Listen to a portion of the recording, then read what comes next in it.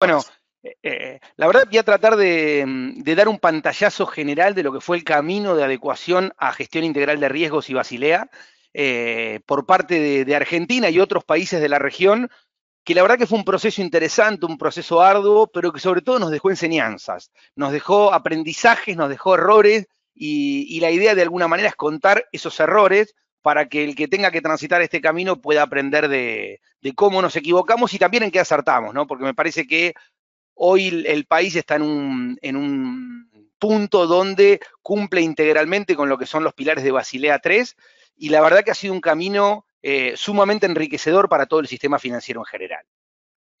Como digo, esto fue un cambio de paradigma, pero realmente un cambio de paradigma profundo. Me acuerdo cuando empezamos a hablar allá por 2011 de las normas con un enfoque basado en riesgo y de la parte de gobierno corporativo y la necesidad de implementar riesgo integral, había como un desconocimiento muy profundo de qué implicaba ir hacia un sistema de riesgo integral. Y a partir de ahí empezamos a transitarlo, donde temas de estructuras y límites empezaron a estar en la jerga, donde el tema de riesgos financieros, la parte del enfoque basado en riesgos para prevención de lavado, el tema de compliance, empezaron a ser parte de un camino gradual de adecuación a lo que eran los pilares de Basilea.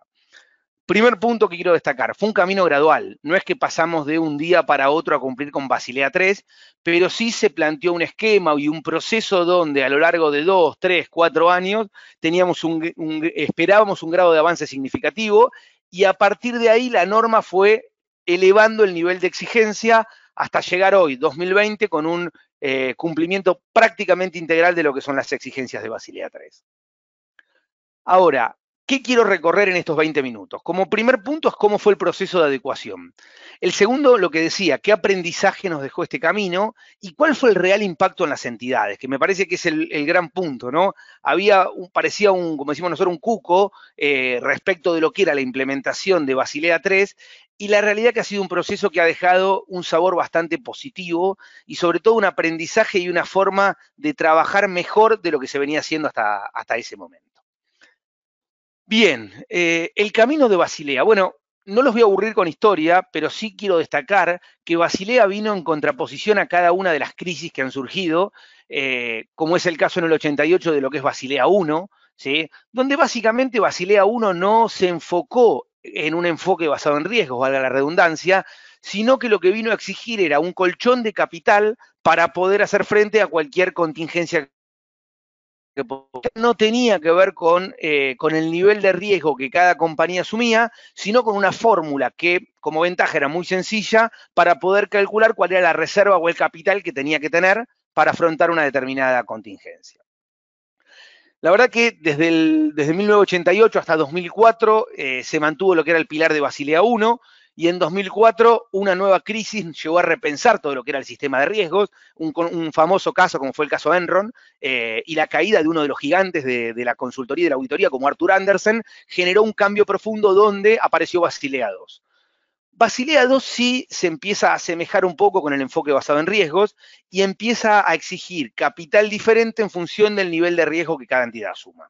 Básicamente había tres grandes pilares, que era riesgo de crédito, riesgo de mercado y operacional, pero sobre todo lo que destaco era que el cálculo del nivel de riesgo tenía que ver con el nivel de riesgo que asumía la compañía, y a partir de ahí cuál era el capital que tenía que reservar.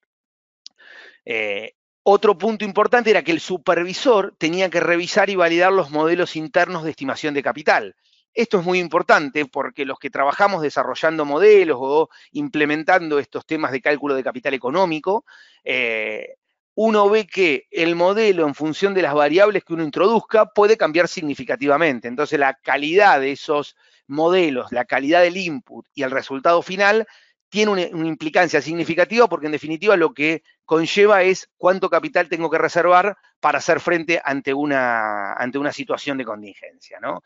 Y siempre bajo la recomendación de que el banco supere los mínimos establecidos por este pilar de Basilea 2, que el supervisor podía intervenir en caso que fuera necesario, y reforzando la parte de disciplina de mercado. Todo lo que sea transparencia, lo que se suponía en ese momento, que cuanto más transparente sea la gestión de riesgos y el enfoque que cada banco dé, mayor confiabilidad podía tener ergo podía implicar una mayor captación de depósitos, que en definitiva es el riesgo de todo esto, ¿no? Cuando uno discute con las entidades que no son bancarias, por ejemplo la fintech, que es un segmento en el cual me interesa mucho y trabajo mucho en el tema de transformación digital del mundo financiero, uno lo que ve es, mientras que el capital sea propio de la empresa que está invirtiendo, por ejemplo una empresa de créditos, el riesgo es propio. Ahora, cuando uno empieza a captar fondos de terceros, todo este tipo de regulaciones son fundamentales para permitir encuadrarse y cumplir con las regulaciones.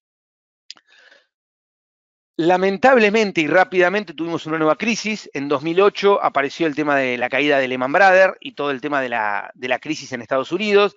Esto llevó a que en 2010 se firme lo que es Basilea III, que es donde hoy estamos parados y esperamos que no haya una nueva crisis para que no impulse el tema de Basilea IV en definitiva, pero es un camino que seguramente tendremos en un plazo relativamente corto.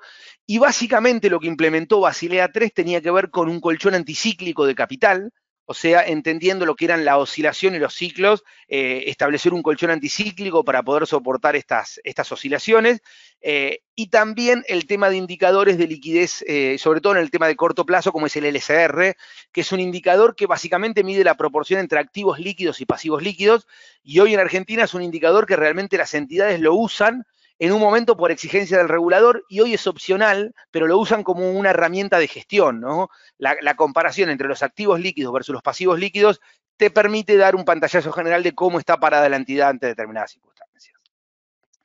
Esto como un recorrido general de lo que fue Basilea, entrando en el camino que siguió Argentina, me voy a detallar en 10 años que para mi gusto fue el camino más crítico que siguió, 2008-2018, donde empezamos con algunas regulaciones, como primero por riesgo operacional, donde se empezó a plantear la necesidad de tener una unidad de riesgo operacional y un régimen informativo sobre los eventos de pérdida por riesgo operacional. Y en 2012 hubo dos normas que nos quedaron grabadas a todos los que estamos en el mundo bancario, que es la 5201 y 5203. Se las nombro, sé que hay gente de toda la región, pero la verdad que son normas que aún siguen vigentes y que para cualquiera que tenga que implementar mejores prácticas de gobierno societario o de gestión integral de riesgo, son normas públicas que se pueden bajar de la web de Banco Central. Y la verdad que generaron el cambio de paradigma que les cuento. En ese momento me acuerdo puntualmente que las entidades leían la norma y decían de qué se trata esto, porque estaban muy acostumbradas a gestionar el riesgo de crédito, a gestionar el riesgo operacional, pero ya cuando empezábamos a meternos en mercado, en liquidez, en tasa, en titulización, en concentración, reputacional, estratégico, y encima pedir un modelo de capital económico para cada uno de esos riesgos, había un desconocimiento bastante profundo de qué implicaba este camino. Por eso destaco que fue un camino gradual, fue un camino que fue evolucionando, que el regulador también acompañó ese camino, no es que la norma salió, más allá de que esta norma que se emitió en enero de 2012 tenía plena vigencia a final del 2012, pero hubo un proceso de 3, 4 años de construir junto con el regulador, de entender qué era cumplible de la norma, qué no era cumplible, cómo se tenían que adecuar las entidades, qué plazo necesitaban para hacerlo y sobre eso empezar a caminarlo, al punto de que en ese periodo no surgieron nuevas normativas, sino que se iban profundizando las ya existentes, pero sí ya después, entre 2016 y 2018, se empezaron a trabajar en otras cuestiones, como por ejemplo modelos más específicos para riesgo de mercado y la diferencia entre lo que es banking y lo que es trading, el tema de operaciones de cambio, que para países como Argentina es significativo, y cómo se iba a medir ese riesgo, toda la parte de riesgo de contraparte fue otro de los puntos significativos, y a partir de ahí empezamos en un camino a desarmar de alguna manera el camino, pero desarmarlo con buen criterio para mi gusto, donde inicialmente se exigió que todos los bancos, en Argentina hoy tenemos 82 bancos, cumplan con la misma normativa. Y a partir de ahí se empezó a simplificar la exigencia para los bancos de menor envergadura o menor porte que captaban menores depósitos. ¿Qué implicó esto? Metodología simplificada para los bancos que opten por esta metodología y que no tengan mayor volumen de depósitos que un umbral. Toda la parte del mundo de plan de negocios, prueba de estrés y capital económico fue un gran mundo. Bueno, a partir de este momento permitieron que en lugar de prueba de estrés integrales se armen metodologías de sensibilidad, lo cual simplificaba muchísimo la exigencia en el camino. Y en prevención de lavado, el enfoque basado en riesgos en línea con las exigencias del GAFI. Digamos, la frutilla del postre para lo que es el año 2020 tiene que ver con la implementación Full NIF y sobre todo el tema de NIF 9 para los modelos de cálculo de pérdida esperada y poder calcular previsiones a través de esta metodología. Por temas de pandemia se fue posponiendo, pero en 2021 vamos a estar compliant con NIF y todos tienen que calcular su modelo de pérdida esperada. ¿Qué destaco del camino? Que fue gradual, que primero se hizo un cálculo que era simplemente informativo, no era que tenía que construir previsiones respecto de eso. Y a partir de ahí se fue subiendo, se fue avanzando, el regulador fue supervisando y hoy llegamos a un punto donde, en mi opinión, estamos muy alineados con lo que es Basilea III y con lo que es NIF en sentido amplio. Bien, ¿qué quiero destacar de este enfoque integral? Básicamente 3 grandes pilares. El primero que es el marco. O sea, todas las entidades empezaron por desarrollar un marco. ¿Qué implicaba ese marco? Primero definir la estrategia y los riesgos significativos. O sea, de todos los riesgos que la norma me exigía, ¿cuáles eran significativos para mi entidad? Una vez que uno definía, hay riesgos que obviamente son inherentes al negocio, por ejemplo, el riesgo de crédito, ¿sí? O por ejemplo, el riesgo de liquidez. Ahora, había riesgos como titulización, que en muchas entidades no le aplicaba porque no securitizaban cartera, el riesgo, por dar otro ejemplo, el riesgo estratégico o el riesgo de tasa, bueno, en función del modelo de negocios, había que ver si ese riesgo era o no significativo. Una vez que uno definió los riesgos que le aplicaban, desarrolló políticas y procedimientos y desarrolló herramientas para poder gestionar esos riesgos. Y ahí me meto en lo que es el proceso de gestión, que para mi gusto es la parte más rica de todo el camino, donde uno tiene que definir cuál es el límite de tolerancia para cada uno de los riesgos. Ejemplo, para riesgo de mercado, la mayoría utilizó el modelo VAR. ¿Cuál es la máxima pérdida esperada que uno puede tolerar en un día? Bien, yo tengo que establecer un límite y sobre ese límite tener una herramienta que me permita monitorear y que me permita que en caso de que me rebase, activar un plan de contingencia. Bueno, esto para cada uno de los riesgos significativos. El camino tiene que ser definir un límite de tolerancia. Vamos al caso del LSR. En LSR para liquidez, la mayoría planteaba que no podía estar por debajo del 100%, el nivel de activos líquidos sobre pasivos líquidos. Perfecto. ¿Qué pasa si me rebaso ese límite? Activo un plan de contingencia. Habitualmente se convoca un comité y ese comité toma la decisión, o si tiene que ver con un rebasamiento que pueda ser una operatoria habitual, por ejemplo, por la estacionalidad. En el caso de cambio pasaba con los turistas, con la concentración de una determinada moneda. Uno ya podía tener un plan de acción ante ese rebasamiento, excepto que supere un umbral más alto, donde tenía que activar algún otro plan de contingencia. Y finalmente nos metimos en el mundo del capital económico. Y digo finalmente porque la consecuencia de todo este proceso tenía que ver cuánto capital yo necesito para poder operar bajo el nivel de riesgo actual.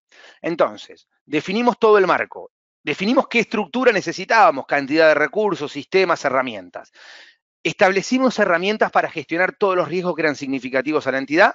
Trabajamos en el tema de prueba de estrés individuales y en la parte de algunos riesgos como mercado, por ejemplo, en la parte de backtesting, donde decíamos, desarrollé este modelo, pero cuando lo voy a probar, ¿se cumplen con las premisas que yo establecí?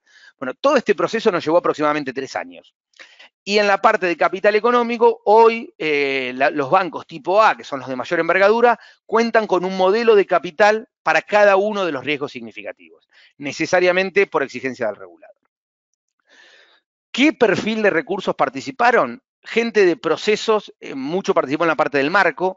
Los modelos actuariales, y Andrea lo va a poder explicar mucho mejor, la verdad que para mí fue una profesión que me permitió conocer este camino, no la teníamos en órbita, ni contábamos en la firma con actuarios, hoy tenemos un equipo de actuarios muy amplio, porque entendemos que todos los modelos de cálculo de capital necesariamente necesitamos actuarios y matemáticos idóneos en este tipo de cuestiones, y los principales beneficios que da una adecuada gestión, en definitiva, tiene que ver con un ahorro de capital. Cuanto mejor gestione riesgos, cuanto menos riesgos innecesarios asuma, seguramente el capital que tengo que asignar para eso sea menor y a su vez voy a tener menos eventos de pérdida, con lo cual las ganancias van a ser mayor. Esto nos parece importante destacarlo porque muchas veces uno ve a riesgos como un costo y realmente el área de riesgos tiene que ser un aliado estratégico del negocio. Si riesgos no permite estar en la mesa chica de la dirección, participar, por ejemplo, cuando se va a lanzar un nuevo producto en esa discusión de esa mesa chica, seguramente no está cumpliendo el rol que tiene que cumplir.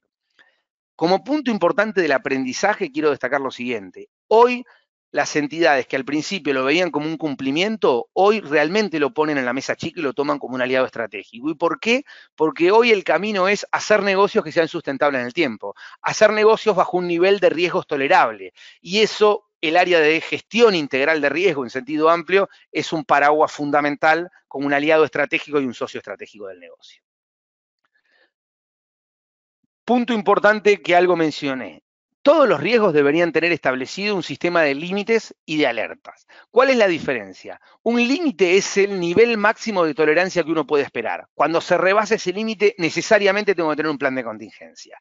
El tema de alerta, uno puede establecer alertas, por ejemplo, por el contexto, por ejemplo, por la disparada del tipo de cambio, por la disparada de algún título o de algún bono. Ahora, o por el incremento del nivel de morosidad. Ahora, no necesariamente una alerta tiene que disparar un plan de contingencia, sino simplemente es un aviso de hay que estar atento a este tipo de situaciones porque pueden llegar a afectar el funcionamiento de la organización. Bueno, dentro de este material no voy a entrar en detalle de qué pueden medir en cada uno de los riesgos, pero sí acá tienen algún indicador clave que nosotros habitualmente usamos para gestionar los riesgos financieros, en este caso liquidez, mercado y tasa, y la periodicidad de gestión, habitualmente lo que es liquidez y mercado es diario, porque cualquier corrida de depósitos o cualquier rebasamiento de riesgo de mercado puede necesariamente tener que activar un plan de contingencia. Generalmente la gestión del riesgo de tasas es mensual.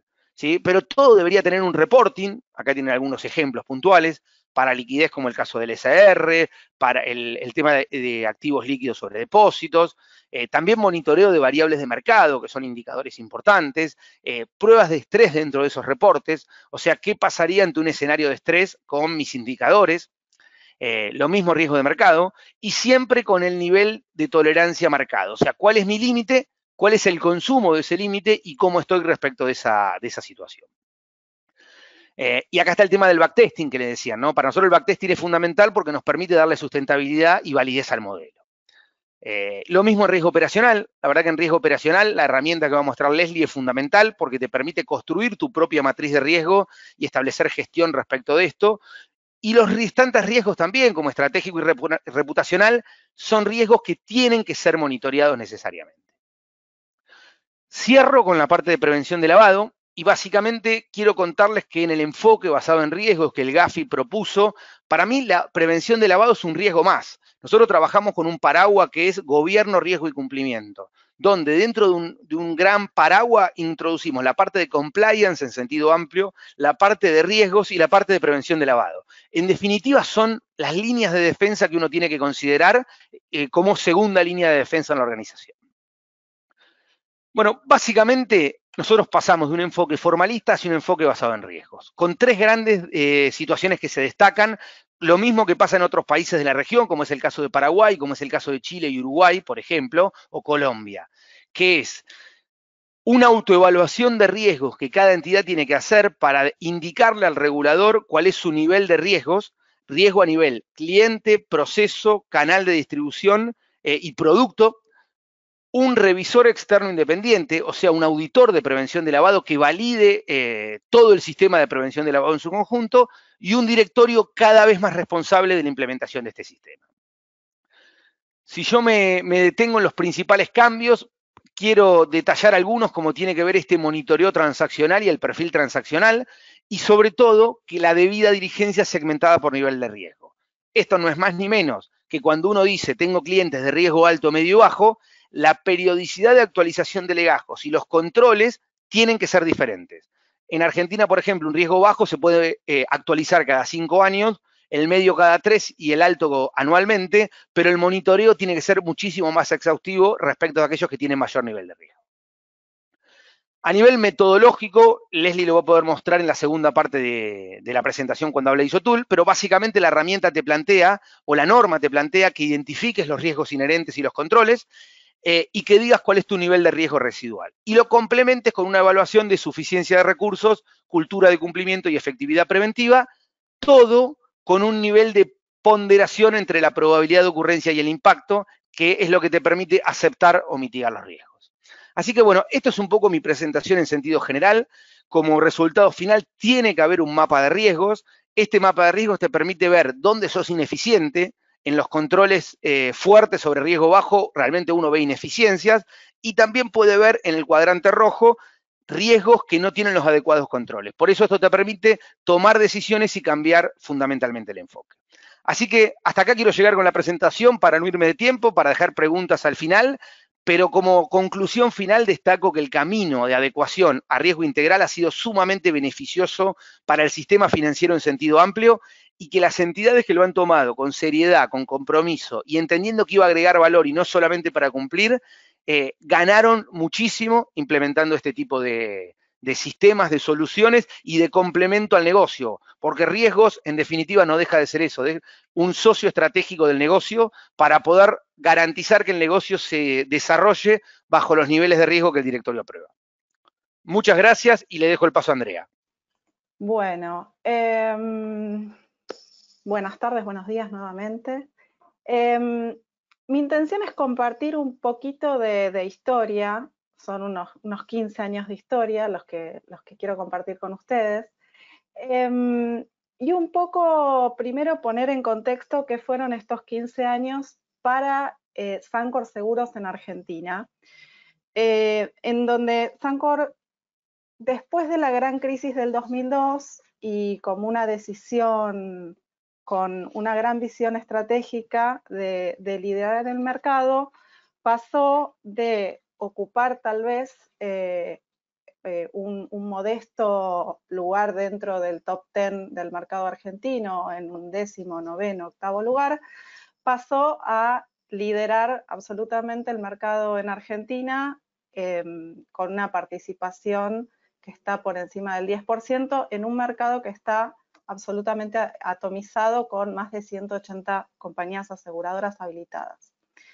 En ese marco de un crecimiento extraordinario de volumen de operaciones, de productos, de cantidad de empleados, iniciativas y demás, ese crecimiento se fue dando acompañado siempre por lo que ha sido desde siempre los valores y la forma de operar de Sancor, en donde el riesgo y el cumplimiento han estado siempre dentro del sentir de la empresa. La reputación del grupo ha sido siempre de los activos más importantes, y metodología o no metodología, esto siempre estuvo presente, no es algo que surge ni con normas ni con exigencias regulatorias, sino que es algo que siempre llevó en la sangre el grupo.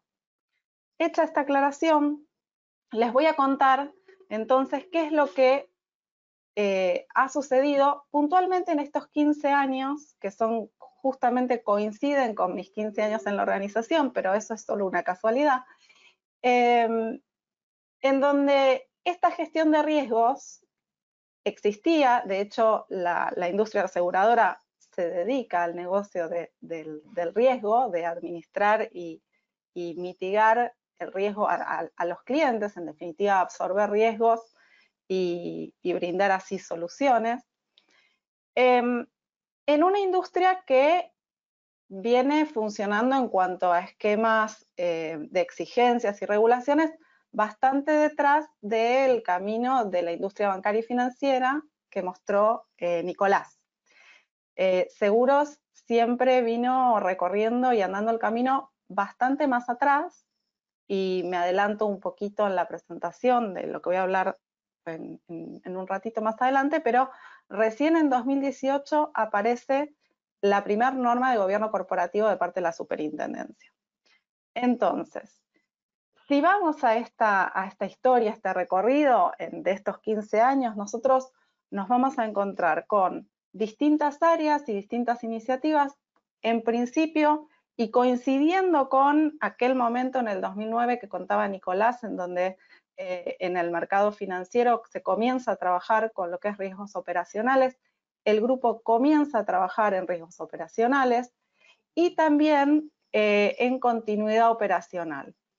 Cuando hablamos de continuidad operacional, nosotros la gran prueba de fuego la tuvimos este año. Teníamos un unos planes de contingencia preparados, nunca jamás para lo que nos sucedió, que fue quedarnos todos en casa de golpe de un día para el otro prácticamente, y había planes para esa continuidad.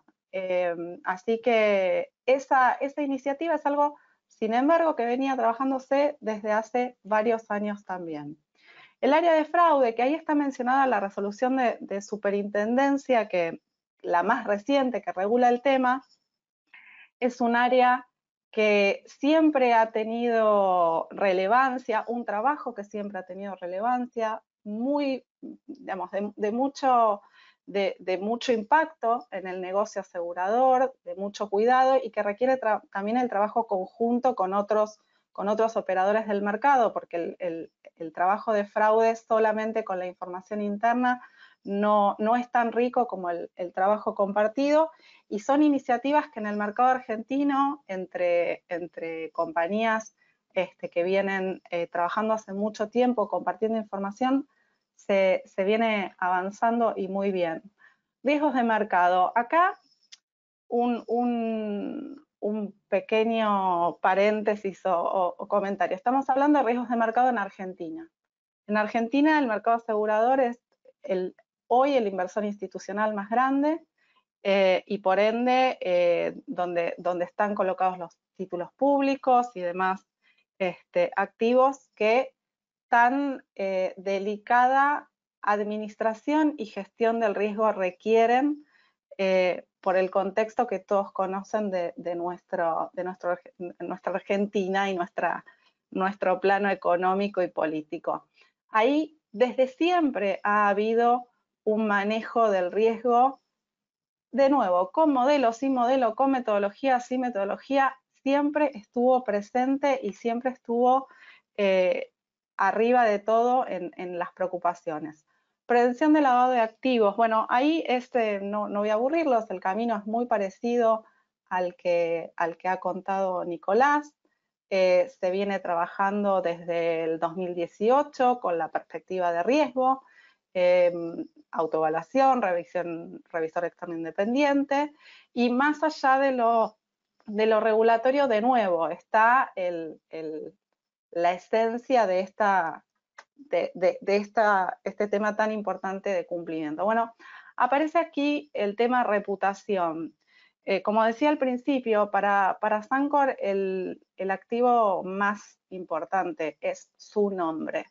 El riesgo de reputación es un riesgo que siempre ha estado sobre la mesa a nivel estratégico. Lo peor que puede pasarle a Sancor es un problema que afecte su reputación. En ese contexto y en función de muchas cosas que fueron sucediendo en estos 15 años de historia, aparecen implementaciones y documentación como un manual de manejo de crisis, donde está definido en caso de que surja una crisis, llamemos comunicacional, quiénes deben enfrentarse a los medios, quiénes deben estar a disposición en función de las dificultades que aparecen. También surge en los últimos años, no está mencionado, pero lo agrego, lo que es nuestro código de ética, que viene nuevamente a poner por escrito lo que siempre fue la ética de Sancor, del trabajo en Sancor. Los riesgos de seguridad, de ciberseguridad, hace por lo menos 10 años que se viene trabajando con un enfoque diferente y tratando de trabajar con perspectiva de riesgo. Bueno, el riesgo de seguros, acá no empiezo por porque como soy actuaria me dicen sino que hay favoritismo, que tienen que ver con las distintas herramientas de modelización actuarial, que pueden ser de modelo GLM o distintas herramientas que están a disposición para ese tipo de modelizaciones, y la definición de los programas de reaseguro. Estos son ejemplos en donde se define qué nivel de retención, qué pérdida máxima está dispuesta a asumir el grupo en caso de un evento. ¿Cómo está definido ese programa de reaseguro? Bueno, siempre se pensó desde la perspectiva del riesgo, de bueno, hasta cuánto uno puede soportar con su propio capital y qué es lo que necesito que asuma alguien por mí. El cuidado del capital ha sido siempre un punto crucial para el éxito y para la administración del grupo, imposible sin el buen manejo del riesgo de seguro. Estas son simplemente ejemplos, ¿no? Obviamente está la tarea de suscripción y demás. Riesgos operacionales de IT, que también están en la mesa, y otros riesgos de cumplimiento, como puede ser el monitoreo de normas de superintendencia de seguros o de superintendencia de riesgos del trabajo. Acá hago un pequeño paréntesis y desde siempre la gerencia técnica fue responsable por el monitoreo del cumplimiento de normas de superintendencia de seguros. Como ustedes saben, la actividad aseguradora es altamente regulada en su operación, y la exigencia de cumplimiento de normas de superintendencia de seguros es muy compleja. Desde siempre el área técnica tuvo esa responsabilidad y desde hace algunos años se implementó un mapeo, porque una cosa es la responsabilidad de monitorear el cumplimiento y otra cosa es el efectivo cumplimiento. Ejemplo muy sencillo. Por norma de superintendencia, la entidad tiene que presentar balance. Obviamente, no es el área técnica ni el área de riesgo la que presenta balance. Quien presenta balance es, pongámoslo para simplificar, el área contable.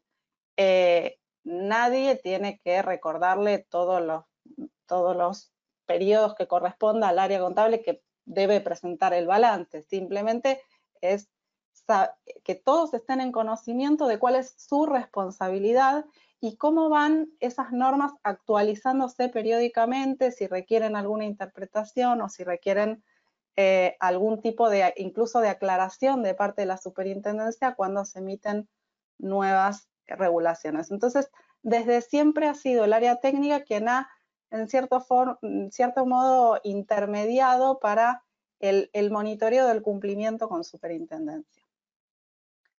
Mientras pasaban estos 15 años, el mundo iba avanzando. Como contaba Nicolás, iba avanzando Europa con sus normas y Estados Unidos con las suyas, pero siempre pensando en lo que es la perspectiva de riesgo, y en ese camino el grupo desde siempre fue capacitando a su personal clave con esta perspectiva y con esta visión, pensando en la idea de un capital económico basado en riesgo.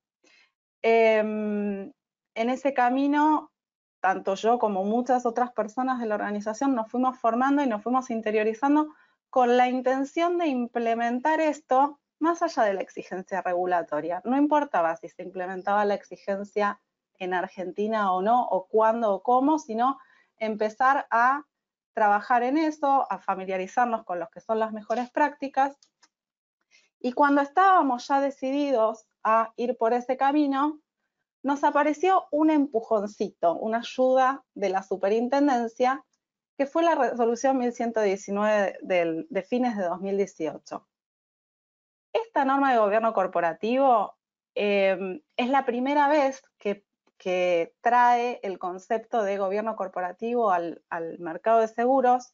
Fue muy debatida, fue muy discutida, abordó muchos temas como, por ejemplo, la obligación de contar con al menos un director independiente dentro del board de dirección, y dentro de esos muchos otros temas aparecen los principios y recomendaciones para el buen gobierno corporativo.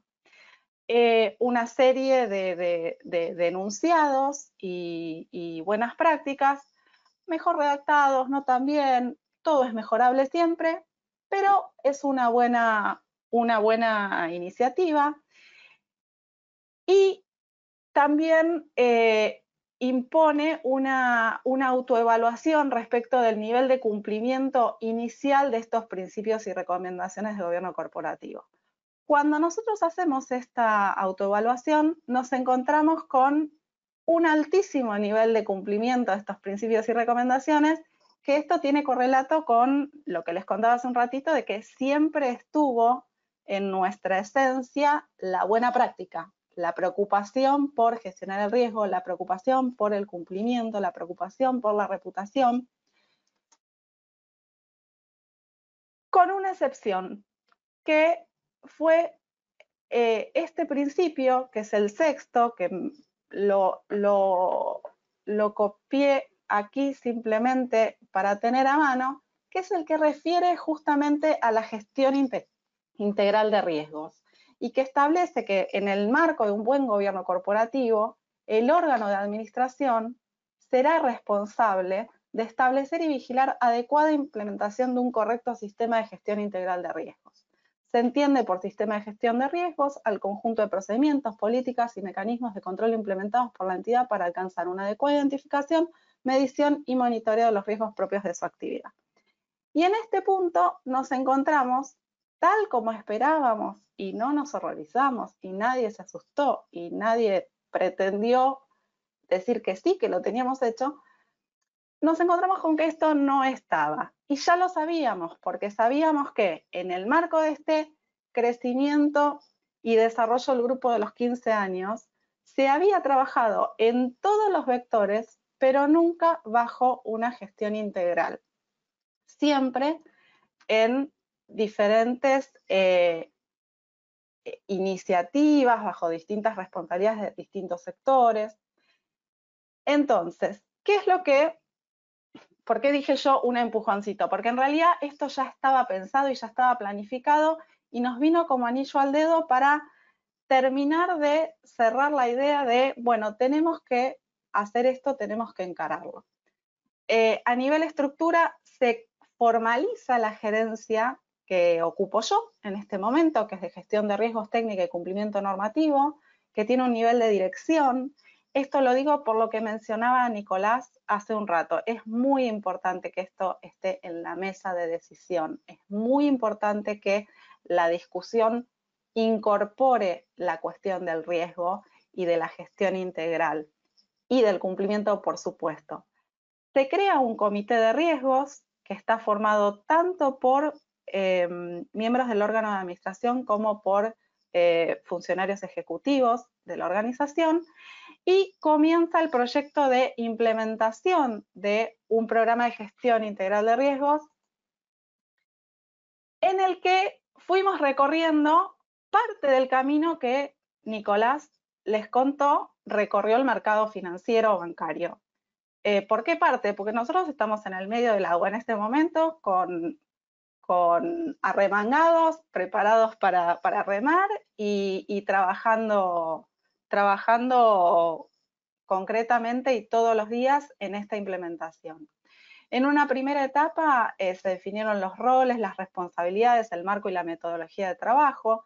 Se definió a priori cuáles son los niveles de riesgos aceptables para nuestra organización. Cuando hablamos de niveles de riesgos, tenemos que tener en cuenta que hay riesgos que son cuantificables y riesgos que no son cuantificables y que es importante cuantificar. Perdón, por ahí fue un poco enredado, pero es muy importante cuantificar incluso aquellos riesgos que no se pueden medir económicamente. Y vuelvo una y otra vez al tema reputación. No hay precio para la marca, entonces hay que ponerle un valor y hay que entender qué es lo que implica eso. A veces el hecho de que no haya un valor hace parecer a un riesgo menor, un riesgo que no es tan importante y eso es gravísimo. Así que es muy importante poder encontrar niveles de riesgos para todos los riesgos, aquellos que son cuantificables y aquellos que no son tan fáciles de cuantificar. Se preparó una base documental con nuestra política de riesgos, nuestros manuales de riesgos, los reglamentos de funcionamiento del comité, un primer modelo de matriz para trabajar este proceso y, muy importante, se preparó material para comunicar y capacitar. Acá dice capacitar, pero a mí no me gusta mucho la palabra capacitar, porque yo creo que dentro de la organización uno lo que hace es construir una cultura de trabajo, no enseñar, ¿sí? O sea, uno convence a los demás de que lo que están haciendo cuando se sientan con alguno de los facilitadores del proyecto a completar matrices y a entender de qué están hablando, es mejorar la forma, el proceso y el resultado final, además del resultado final de un requerimiento de capital eventualmente menor. Pero en el camino hay muchos beneficios. Bueno, en este camino estamos, donde se está comunicando y capacitando al equipo. Aparece acá la identificación del dueño del riesgo. El concepto del dueño del riesgo es fundamental. El equipo de gestión de riesgos no puede ni identificar ni medir los riesgos por sí solo. Cada dueño del riesgo es quien tiene que poder sumarse en este proceso y trabajar para construir las matrices y el input que se necesita para poder trabajar en esto. El proceso de autoevaluación de riesgos, calibración y ajuste de la matriz es fundamental. Esto es lo que estamos transitando. Y la determinación de los planes de tratamiento. La generación de mapa de calor es algo que gráficamente es una herramienta muy potente, poder tener de una mirada dónde están los focos que necesitan nuestra atención y nuestro trabajo, nuestra construcción de planes de contingencia y monitoreo.